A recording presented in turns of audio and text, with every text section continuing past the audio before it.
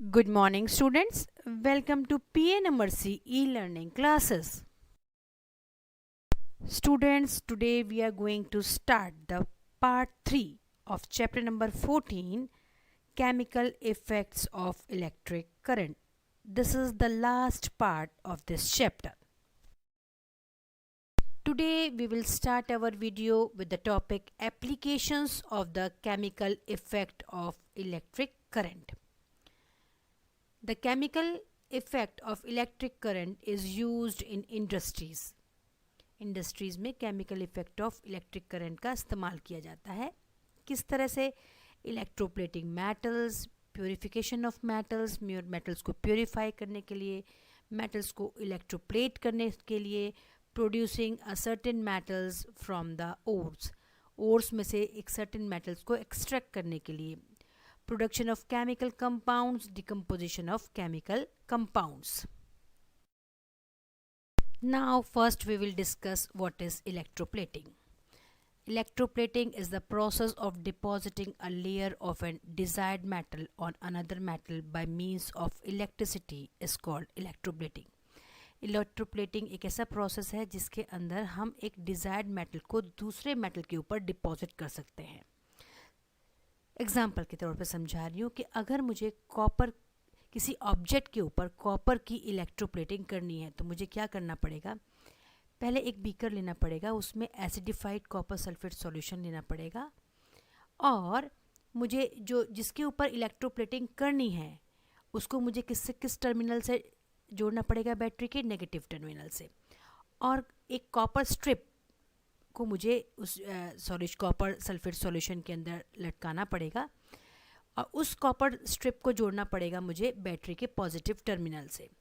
तो जब electric current pass होगा तो क्या होगा? कॉपर स्ट्रिप में से जो आपका कॉपर मेटल है वो जाकर डिपॉजिट हो जाएगा आपकी डिज़ायर्ड ऑब्जेक्ट के ऊपर, जिसके ऊपर आप कॉपर की प्लेटिंग करना चाहते हैं.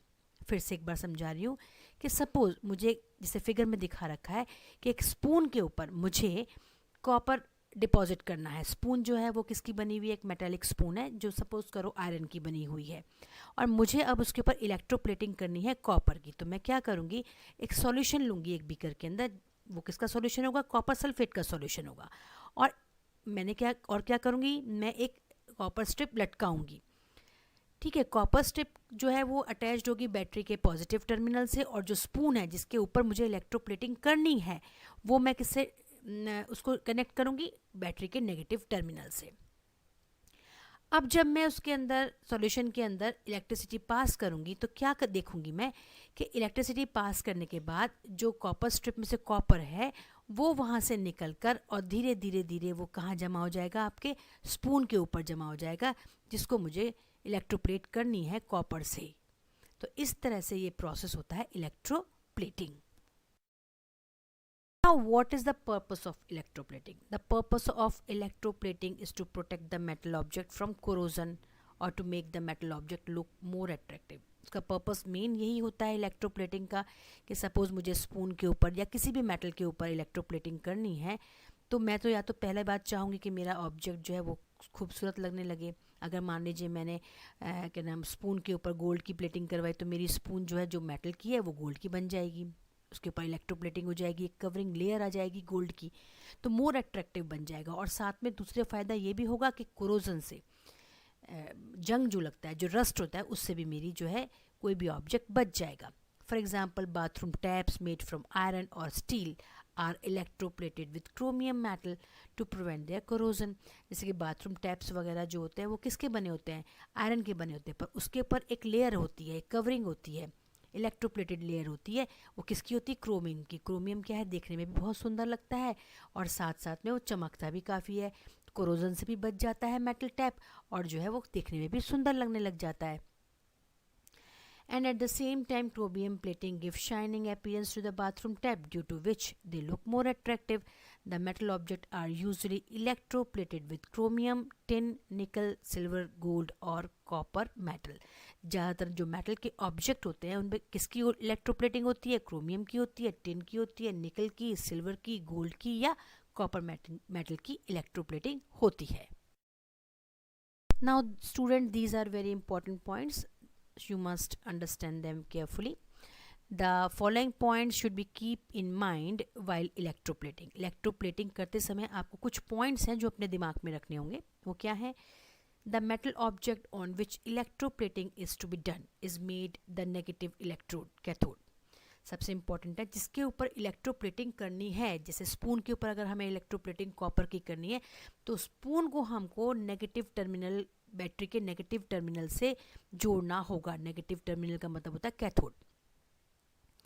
It is connected to the negative terminal of the battery. Second point जो आपको ध्यान में रखना है, the metal whose layer is to be deposited. वो मेटल जिसकी लेयर डिपॉजिट करनी है, सपोज अगर मुझे गोल्ड की लेयर डिपॉजिट करनी है आयरन पे, तो गोल्ड को मैं किससे जोड़ूंगी? मैं जोड़ूंगी उसे एनोड से ऑफ द बैटरी. एनोड उसके positive terminal of the battery से मैं उसको कनेक्ट करूंगी. It is connected to the positive terminal of the battery. The water soluble salt of the metal to be deposited is taken as electrolyte. और जिसकी मुझे electrolysis करनी है उसका वाटर soluble salt मुझे किस में लेना पड़ेगा? पानी में लेना पड़ेगा as a electrolyte. The electrolyte contains the metal to be deposited in the form of soluble salt.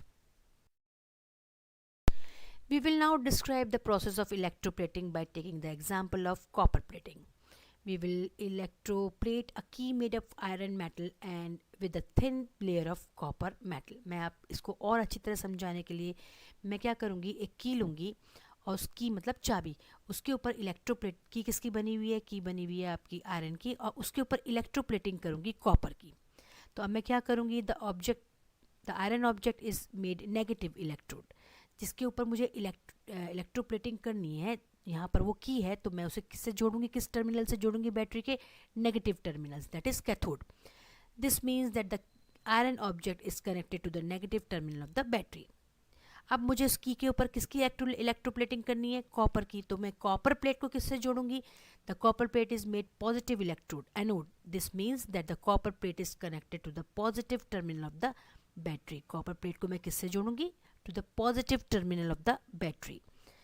और अब मैं वाटर के अंदर वाटर सॉल्युबल सॉल्ट लूंगी कॉपर सल्फेट का. Copper sulphate solution is taken as electrolyte. It contains copper metal dissolved in a dissolved form as copper ions.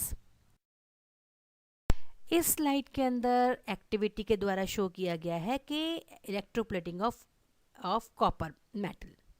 We will electroplate an iron object in the form of iron door key with copper metal. In other words, we will describe the copper electroplating on an iron key. एक iron key पर copper की electroplating की जाएगी. The experiment setup for the electroplating of iron key is shown in figure 9. जैसा figure में show कर रखा है, आप उसको ध्यान से देखिए.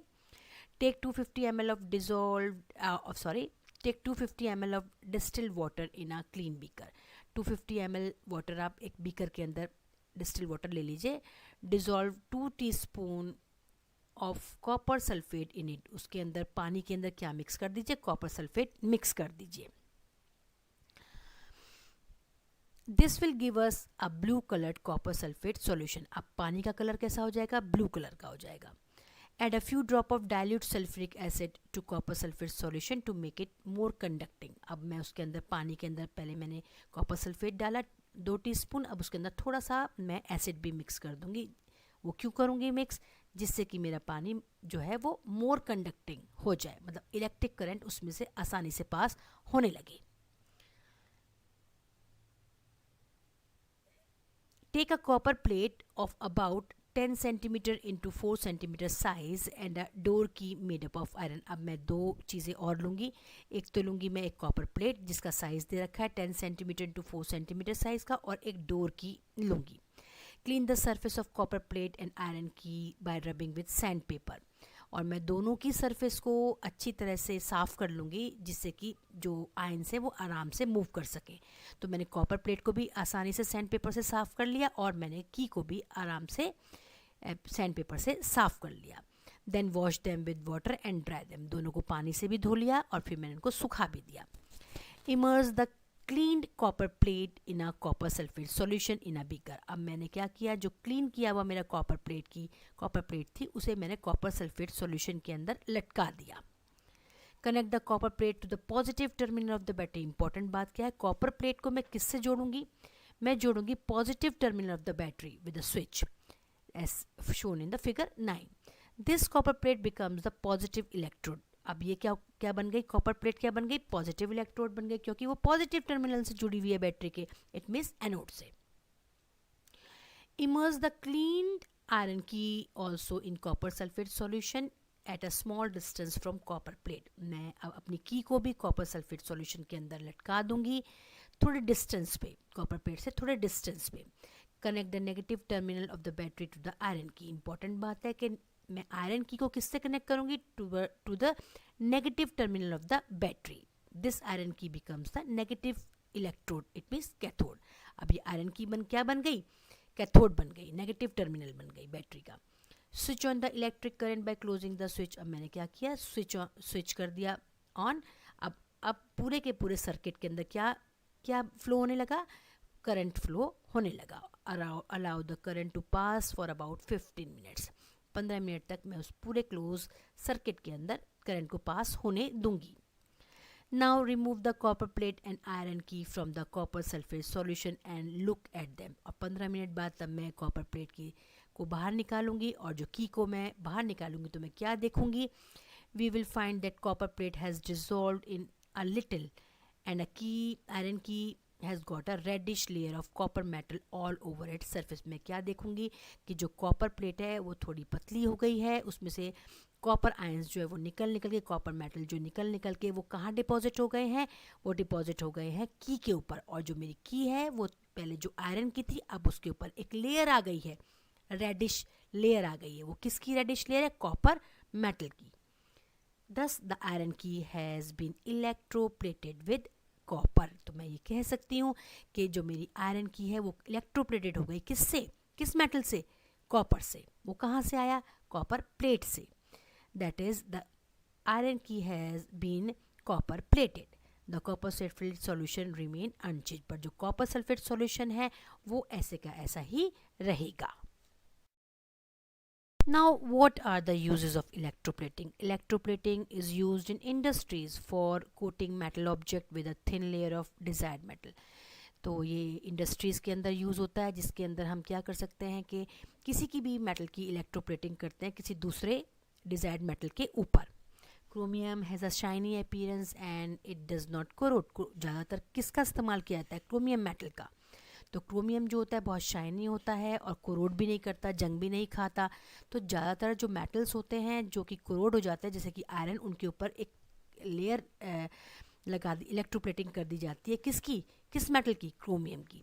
Chromium plating is done on objects like bicycle के पार्ट्स में, कार के पार्ट्स में, टैप्स में, गैस बर्नर्स पे, व्हील्स, रिम्स में, सब पे क्या किसकी इलेक्ट्रोप्लेटिंग होती है, क्रोमियम की इलेक्ट्रोप्लेटिंग होती है। Jewelry makers electroplate gold and silver on less expensive metals to give appearance of a gold or silver।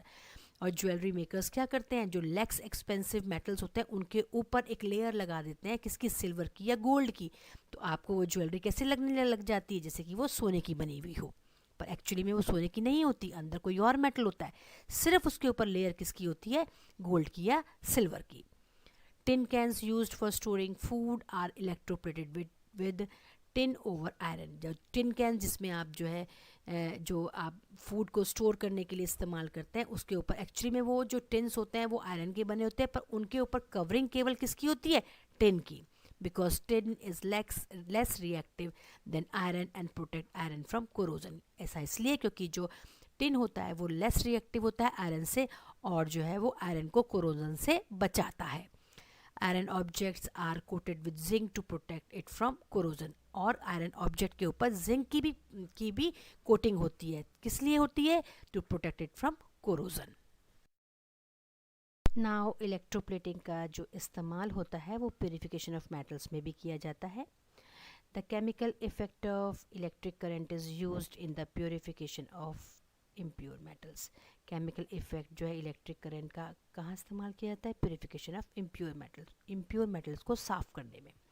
Which are extracted from their naturally occurring compound called ores. कहाँ से extract किए जाते हैं वो सारे मेटल्स, नेचुरली अकरिंग कंपाउंड्स, उनको हम क्या बोलते हैं, ओर्स, जो ज़मीन में से निकलते हैं।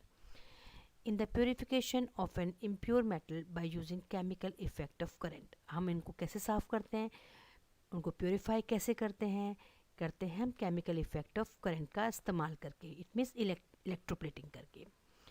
उसमें क्या करते हैं, a thick rod of impure metal is made positive, उसको पॉजिटिव बनाते हैं। जो इम्प्योर मेटल है उसको हम पॉजिटिव टर्मिनल से जोड़ते हैं बैटरी के। It is connected to the positive terminal of the battery. और a thin strip of pure metal is made negative electrode, that is cathode, and it is connected to the negative terminal of the battery. A water soluble salt of a metal to be purified is taken as electrolyte। बिल्कुल same वैसा ही जैसे कि मैंने आपको अपने previous slide में समझाया।